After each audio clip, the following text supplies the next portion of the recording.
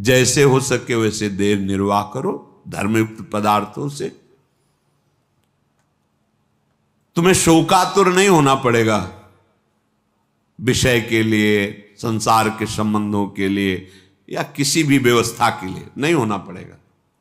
हम अल्पज्ञता के कारण शोकातुर भविष्य के लिए हो जाते हैं कि भविष्य में हमारा क्या होगा, वर्तमान तो ठीक चल रहा है। ये भविष्य की जो बात है वो शरणागत नहीं है, इसलिए है।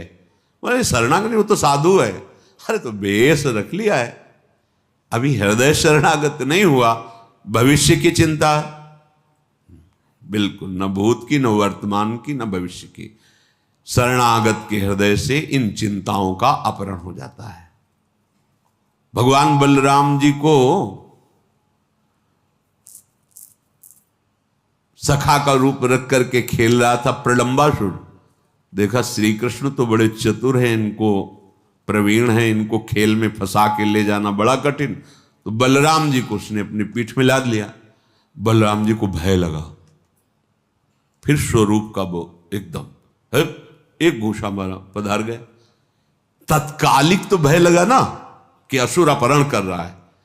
ऐसे कितना भी हो तत्कालिक, अब जैसे अभी कोई बड़ी जोर की आवाज हो, ऐसे सब हो जाए, वो तत्कालिक विचार जब विवेक से करे तो उसे काटा जाता है। हमारा जीवन तो प्रभु के लिए है, जैसे भी जोई जोई प्यारो करे सोई मोहि भावे। क्या वो भविष्य का चिंतन सही था? बिल्कुल गलत, बिल्कुल अस्तित्वहीन। ऐसे ही जब हम अपने आराध्य से देव से अलग होकर शरीर को सोचते तो भूत की चिंता, वर्तमान की चिंता, भविष्य की चिंता, मैंने ऐसा किया उसे भोगना पड़ेगा, ऐसा ना करते तो ऐसा, भूत की चिंता, वर्तमान की चिंता, भविष्य की, ये तीनों चिंताओं का अपहरण हो जाता है शरणागति से। ये हम विश्वास के लिए कह रहे हैं, हमें आगे के विषय में नहीं सोचना। हमारा आज, हमारा कल सब मंगल होगा, क्योंकि हम मंगल भवन प्रभु की शरण में हैं। तुम्हें शोक प्राप्त नहीं होगा, ये बहुत मतलब विश्वास की बात। जैसे वृद्ध शरीर, आप वृंदावन वास कर रहे हैं, आपको लग रहा है कि अब घर जाना पड़ेगा, कोई हमारी सेवा, जाना पड़ेगा। घर है आपके, घर ना है, घर वाले, जाना पड़ेगा। और जिनके है ही नहीं, घर वाले ही प्रिया प्रीतम, वृंदावनी घर है, जाए तो कहां, जाऊं कहां तजी चरण तुम्हारे, कोई ठौर ही नहीं।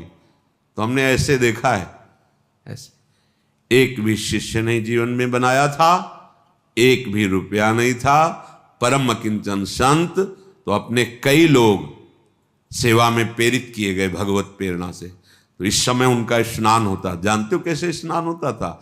जैसे माँ बच्चे को गोद में लेती, एक साधु गोद में लेके बैठता था और एक अनुकूल जल के द्वारा स्नान कराया, तो दूसरे के हृदय में जल्दी तुम हटो, हम सेवा, वो शरीर पोछा, तीसरा लंगोटी लिए खड़ा है, लंगोटी पहनाया, सजा के बैठा दिया, तिलक लगा के 1 बजे तक माला जप रहे। ऐसे हाथ में सौंच, ऐसे कौन करवा रहा है? वो जिनका कोई आश्रय नहीं प्रभु के सिवा, उनकी बात कह रहा हूं। ऐसे अगर आपका भरोसा है ना, परिवार है, घर है, जहां है वहां जाना पड़े। जब है ही नहीं तो फिर जो हैं वो विविध रूप धारण करके सेवा करते। इसलिए विश्वास को कभी मत टालो, विश्वास को मत हिलने दो। हमारा भविष्य में क्या होगा, अगर ये चिंता है तो अभी शरणागत तुम नहीं हो। उपासक की बात कहने की जरूरत नहीं रहेगी। अगर सही निष्ठा है तो हृदय में ही वो स्फुरित ही नहीं होने देगा जिसके तुम आश्रित हो। जानते हो यहां विकार कैसे भेजे जाते हैं?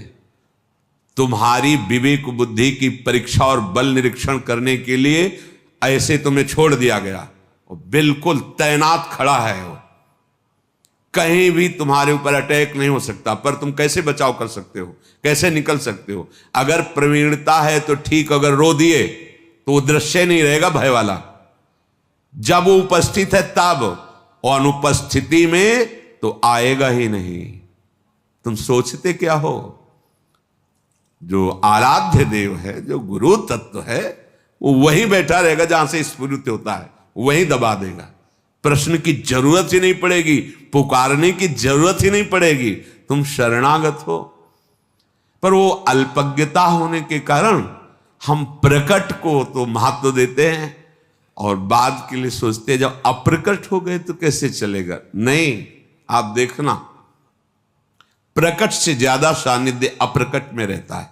अब भी प्रकट में आप हमारे पास कितनी देर रहते हैं, लेकिन आप हमारे वचन, हमारे आराध्य देव का नाम और मंत्र जप कर रहे हैं तो हर समय आप हमारे सानिध्य में अनुभव कीजिए। अगर आप ऐसा करते हैं तो आपको अनुभव में आएगा। गुरुदेव का कितना दुलार है, एकांत में पता चलता है, रोना आता है। आपके लिए जो तन मन प्राण है, कि जितना होना चाहिए वो है ही नहीं हृदय में, पर वो देने वाले इतने कृपालु हैं कि वो अपनी तरफ से देते ही चले जाते हैं। यहां सर झुकता चला जाता है कि अहेतु की कृपालु, अहेतु की कृपालु। प्रगट सानिध्य और अप्रकट सानिध्य, इन दोनों में अगर देखा जाए तो अप्रकट सानिध्य में विशेष कृपा का अनुभव है, क्योंकि उनके वचन, उनका चिंतन, उनके द्वारा दिया हुआ नाम मंत्र हर समय उनके सानिध्य का अनुभव कराता है। अगर ये नहीं तो प्रकट सानिध्य में रहते हुए भी आप अनुभव नहीं कर पाएंगे प्रकट सानिध्य के सुख का, निर्भयता का, शांति का, आनंद का। इन किन प्रकार जैसे वैसे आप शरीर का निर्वाह करते हुए शोक रहित होइए। इतना बड़ा मार्ग मिल गया है, फिर भी आप लालायित हैं कि आपको भोग नहीं मिल रहे, आपका मनोरंजन नहीं हो रहा, आपको कोई वस्तु की चाह समझ में नहीं आ रहा। अभी आपको जो मिलने के लिए घसीटा गया है, उसके लिए भारी भारी तपस्याएं करके भी वो फल नहीं प्राप्त कर पाए। हम तपस्या कर ही नहीं सकते वैसी, इसीलिए घसीटा है श्री जी ने कि तुम इस आओ, हमारे दुलार, हमारी कृपा के द्वारा तुम्हारा पोषण होगा। फिर तुम क्यों चिंता करते हो? क्या तुमने ऐसी तपस्या की, साधना की, संकल्प किया, तब ये पदवी प्राप्त की जो आज हो जहां? नहीं, तुम जानते भी नहीं हो तो घसीटा ना तुम्हें। तो जब इतना घसीट लिया तो आगे के लिए वो छोड़ थोड़ी देंगे। इनका स्वभाव एक बार जिसे पकड़ लिया उसे कभी छोड़ते नहीं। पहले तो मानो ये बात कि तुम्हारा मन और इंद्रियां अनर्थकारी हैं। अब इंद्रियों को दुलार करना बंद करो, ये घोर अनर्थ पैदा कर देती है, घोर अनर्थ। वर्षों लगता है इंद्रियों को कब्जे करने में, कुसंग में कुछ मिनट में वर्षों के द्वारा शासन में लाई गई इंद्रियां एकदम फ्री हो जाती है। वर्षों की कमाई एक मिनट में गमाई। बहुत बड़ी चाल है इन इंद्रियों की। साधक उन्हीं इंद्रियों से खुशी चाहता है, आनंद चाहता है।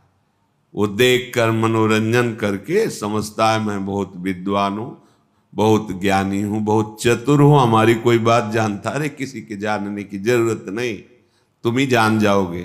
रोगे, कोई आंसू पोंछने वाला नहीं मिलेगा। हमारी ये बातें कड़वी जरूर लगेंगी, लेकिन बहुत मीठा फल देने वाली। यद तग्रे विषम्यु परिणामे अमृतोपमम। ये बातें सुनने में तुम्हें विष जैसा लगेगा, परिणाम में अमृत मिलेगा। विषय भोग प्रलोभन की बातें अमृत जैसी पहले सुनने में लगती, परिणाम बहुत भारी विषवत होता है। विदधदिव सशोको एन केनापि देह स्थित मधिवश वृंदारण्य में कांतरत्या। अब इन इंद्रियों को दुलार करने का प्रयोजन छोड़ो, पहले निश्चय करो शास्त्र सम्मत विषय सेवन करेंगे, अन्यथा नहीं। तो जो जहां है शास्त्र अधिकारानुसार भगवत समर्पित विषय, यही सबसे बड़ा बंधन है। यही बंधन जिसे आप सुख समझते हैं ना, यही सुख भाव से इस ज्ञान समुद्र जीव को बांध लिया माया ने, जिसका कभी भी बंधन नहीं हो सकता। वो इसी सुख